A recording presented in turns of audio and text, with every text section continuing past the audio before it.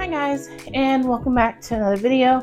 My name's Destiny. We do all kinds of things here, and today we're going to do another Walking Pad review because I had two that I wanted to film, and I just finished the first one, and I'm going right into the second one. It may not be good.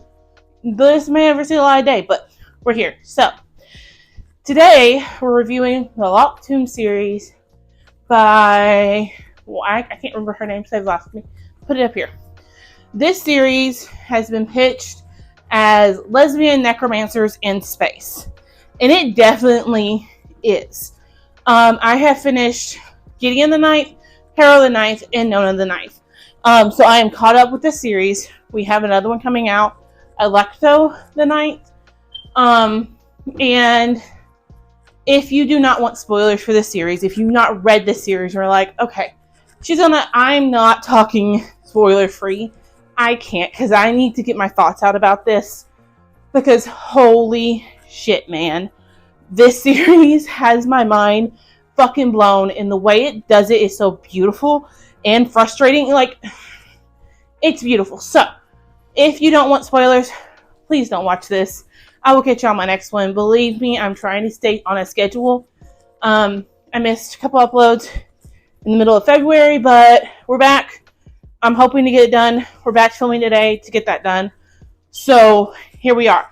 But this video is not for you if you have not read the Locked Tomb series to completion as of the end of Nona the Ninth.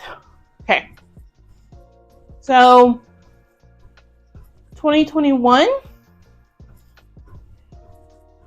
either 2021 or 2022, I read Gideon the Ninth and fell in love. I physically read it and loved every minute of it. I loved Gideon's snarky ass.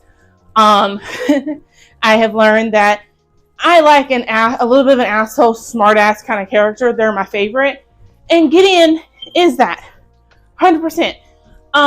So I love Gideon the Ninth, and I wanted to read Harrow the Ninth, the next one. I was hungry for it. I did not like the audiobook. I was confused. So fucking confused when I started it. So I thought, okay, I'm just going to wait. We won't read the audiobook. I'll wait until it gets physical. Well, I learned from TikTok about 2 weeks ago that you can have your Kindle read it to you. And so I thought, okay, that'd be easier. I can still listen while I'm at work and like follow text when I'm not in the middle of doing something. That turned out to be the good way to read these on the same hand. I was so fucking confused for 90% of that book. And I feel like I didn't read the book. I know I did. I finished it. I hit 100%. But even once I finished it, I went to the internet to figure out, okay, what just happened? Because I feel like I missed something. Like my ebook was missing pages. That's how I felt. And really, that's how you're supposed to feel. So, when you get to Harrow, you know that Harrow has become a lector. She absorbed Gideon's soul and Gideon died. That was kind of the mission of the first book, was to become a lector. And the only way to become a lector is to absorb the soul of your cavalier. That's the only way to do it. So, when Harrow the Ninth starts out, Harrow knows nothing. She doesn't know about Gideon. She believes that what's his name that starts with an O, that I always pronounce wrong, was her lector at the House of the First, and that he's the one that died. She does not remember Gideon at all. And so I'm like, okay, what the fuck did I not read? Like, I went back in my copy of Gideon the Ninth and read the last, 50 to 75 pages, because I was like, okay, clearly I'm misremembering Gideon and how it ended, because Harrow doesn't remember Gideon. Well, when I realized, no, I didn't misread it, something else is going on here, and I figured, you know what? I already have the book in my hands. I have it from the library. Let's just roll the flow. I'm going to empty my head of all thoughts. I'm not going to try to remember what happened in Gideon. I'm just going to let it flow and see what happens. And it comes to find out that Harrow purposely forgot Gideon. Like, she did that on purpose. The fuck? I was like, the fuck? Then to find out that Gideon is the daughter of the Emperor? What? Huh? can somebody leave me a comment? Let me know. Are these classified as YA? Because they shouldn't be. They really shouldn't be, in my opinion. But you learn that why you're so confused throughout all of it is because you are definitely in Harrow's head. You only know as much as Harrow knows, and Harrow knows nothing. Like, she did surgery on herself and knows fucking nothing. So, this series is definitely one of those, you have to trust the fucking process. You have to roll with the flow, and if you are not okay being confused and rolling with the flow and just knowing that it'll get explained eventually, all the pieces will come together, and by the end of it, all the pieces will come together. Like, I have to trust the author. This is not a series for you, because Nona's the same way. So, when you figure out what's going on, I should say, and Harrow the Ninth kind of ends messily. You know that Gideon is controlling Harrow's body, and that they're fighting one of the intergalactic monsters. One of the older lectors is trying to kill the Emperor, and Gideon is begging Harrow to come back. You are reading it as if Gideon is talking to Harrow. You are in Gideon's head, but she is talking to Harrow. Talking about, Harrow, I need you to come back. I don't know what the fuck we're doing. I know how to use this knife. Like, that's it. I know how to use this weapon. That's all I know. Like, I need you back here. Come on. What are you doing? The book ends with Harrow crawling in a coffin. And it's described that she's in the river crawling in the coffin. And that's another thing. The river, I understand that it's supposed to be like spiritual or whatever, but who else imagined a whole ass river? Because I did. Like, in my head, I'm seeing like a river. Like, they are in the water kind of thing. And really, it's like spiritual, from what I best understood. Anyways, so you know Harrow climbed in the coffin. Gideon's supposed to control her body. And when you start Nona, you're like, what happened? We did not go from A to B. We went from A to like Z, okay? And I'm missing all the letters in the middle kind of thing. You know that Nona is with two of the lectors. She does not know they're lectors. She does not know what necromancy is. She does not know she's a necromancer. Like, she knows nothing. And they're testing her to figure out who she is. They're not trying to lead her. None of that.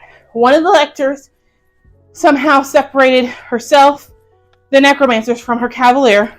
And so since they're separated, they switch spots.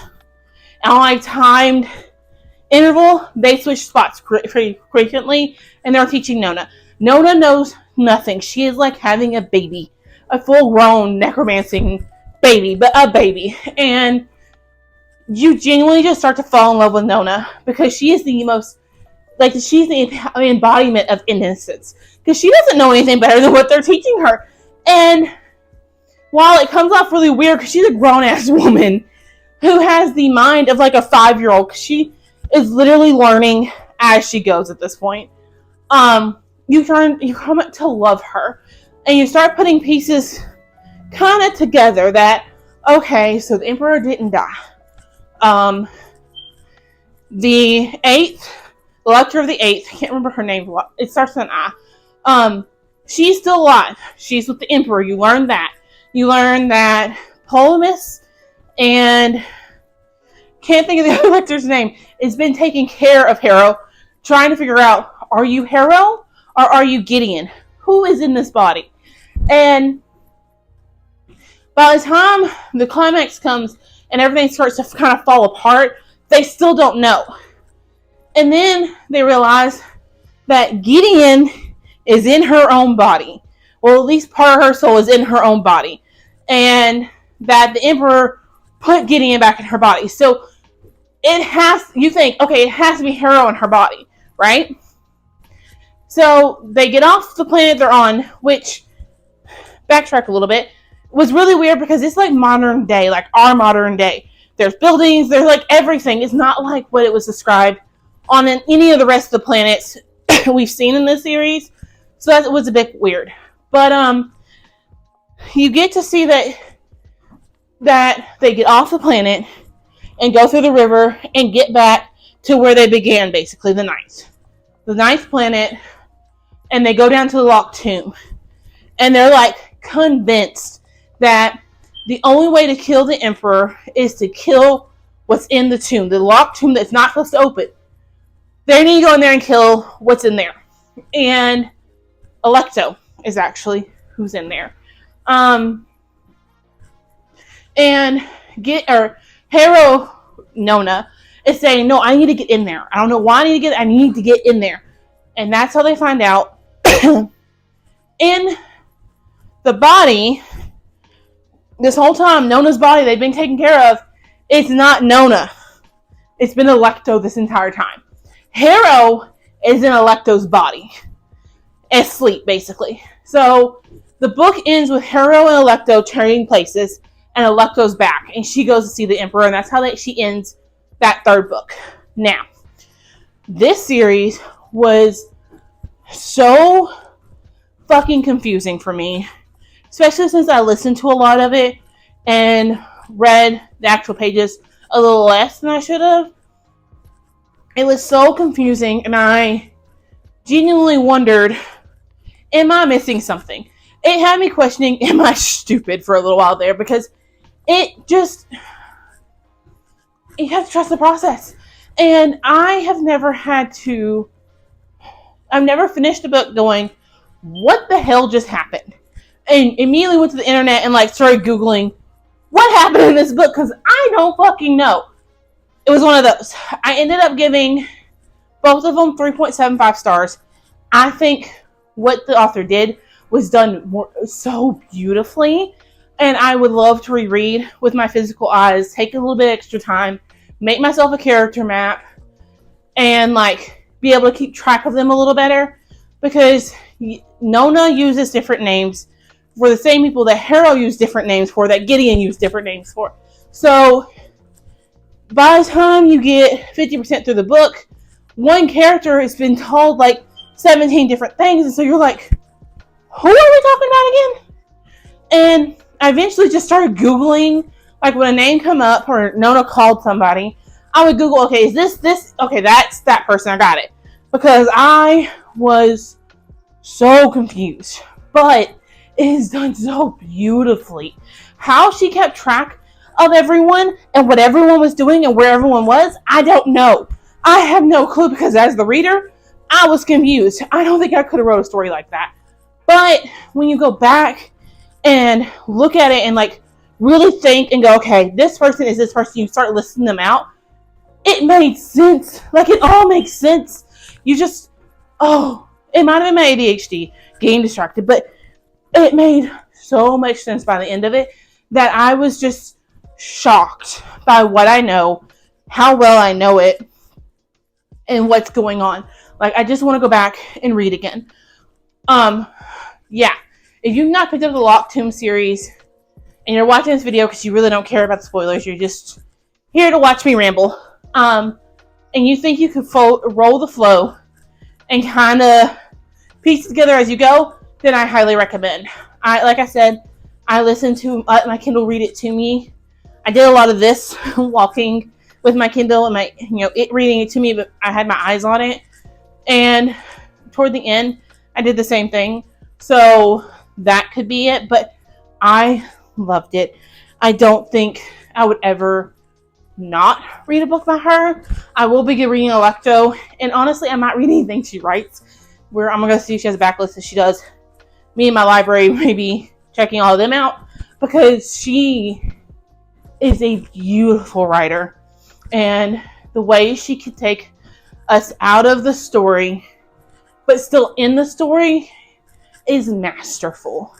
Just plain masterful. They are wrote in beautiful prose. The way that we watch Gideon, Harrow, and Nona think, she really had to make new characters for each one of those. And you wonder what's going on in every one of them. You question it. Harrow is told in third person, I think is what it's called. I could have that wrong. I'm not an English major. But it's told as, you wanted black paint on your face. You want this. You want that. So it's told like you were the person doing all of this. Not Harrow. It never says Harrow. Never says Harrow said. No, it says you said blah. And so you like go, the fuck is going on here? You question it the entire time. But once you finish and you like process and understand what just happened, it is so well done that the pieces do not click until they need to click. And if you try and tell them you saw the ending coming, I'm gonna call you a liar, because there is no way. There's no way.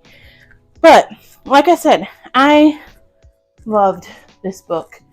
I enjoyed every minute of it, and honestly, wouldn't trade Time Red for anything. I really want to buy my own copies, go back, annotate, reread, because oh, was it masterful? It was just plain masterful. So yeah, I'm going to finish my walk. I've got about 4 minutes left, and I will catch y'all in my next one. Bye, guys.